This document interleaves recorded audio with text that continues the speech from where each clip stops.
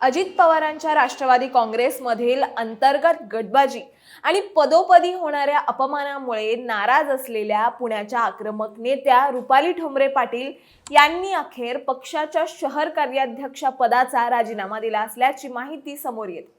त्यांनी आपला राजीनामा थेट पक्षश्रेष्ठी अजित पवार यांच्याकडे सुपूर्द केला। 2 दिवसांपूर्वीच त्यांनी हा राजीनामा पक्षश्रेष्ठींकडे सोपवला असल्याची माहिती समोर आली आहे। मात्र पक्षाने अद्याप त्यांचा राजीनामा मंजूर केलेला नाहीये। परंतु ऐन निवडणुकीच्या तोंडावर रुपाली ठोंबरे यांचा शहर कार्याध्यक्ष पदाचा राजीनामा आणि सध्या त्यांच्या शिवसेना शिंदे गटाशी वाढत असणाऱ्या जवळीकीची चर्चा पाहता पुण्यात पक्षाला मोठं खिंडार पडण्याची शक्यता व्यक्त केली जाते। याबद्दलच आपण सविस्तर जाणून घेणार आहोत या व्हिडिओच्या माध्यमातून।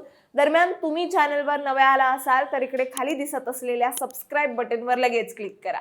तर जसं की आपल्याला माहितीच आहे, गेल्या काही महिन्यांपासून एनसीपीत रुपाली विरुद्ध रुपाली असा वाद चरम सीमेवर पोहोचला होता।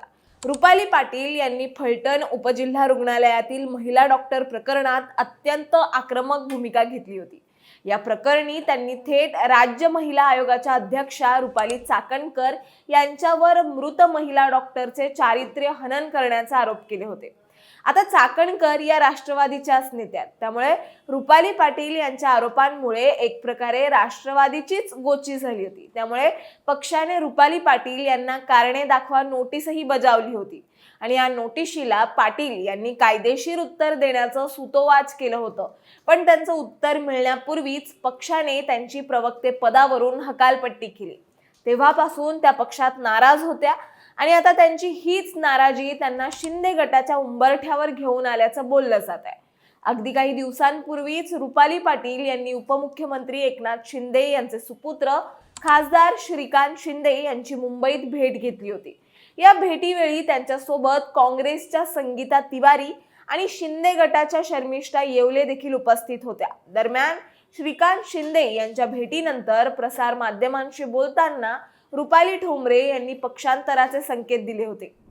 श्रीकांत शिंदे यांची खासदार निधीच्या कामासंदर्भात भेट घेतली होती। कोणत्या पक्षात काम करायचं आणि कोणता नेता आपल्याला पाठिंबा देतोय हे पाहण्याचा अधिकार कार्यकर्त्याला आहे। माझं प्रवक्तेपद गेलं म्हणून मी काम करणं थांबवलेलं नाही। जर शिंदे साहेबांच्या शिवसेनेकडून काम करणाऱ्या कार्यकर्त्याला चांगली ऑफर मिळाली, महिलांचा आणि कार्यकर्त्यांचा सन्मान होत असेल तर मी नक्कीच विचार करेन, असं रुपाली पाटील ठोंबरे यांनी म्हटलं होतं।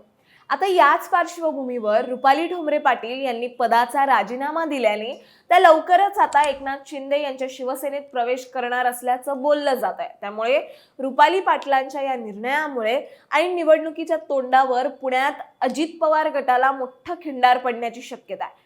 त्यामुळे आता अजित पवार या संदर्भात काय निर्णय घेणार याकडे सर्वांचंच लक्ष लागलंय। तुम्हाला याबद्दल काय वाटतं हे आम्हाला कमेंट्समध्ये नक्की सांगा आणि अशाच माहितीपूर्वक व्हिडिओ बघण्यासाठी लगेचच सबस्क्राइब करा प्राईम टाइम महाराष्ट्राला।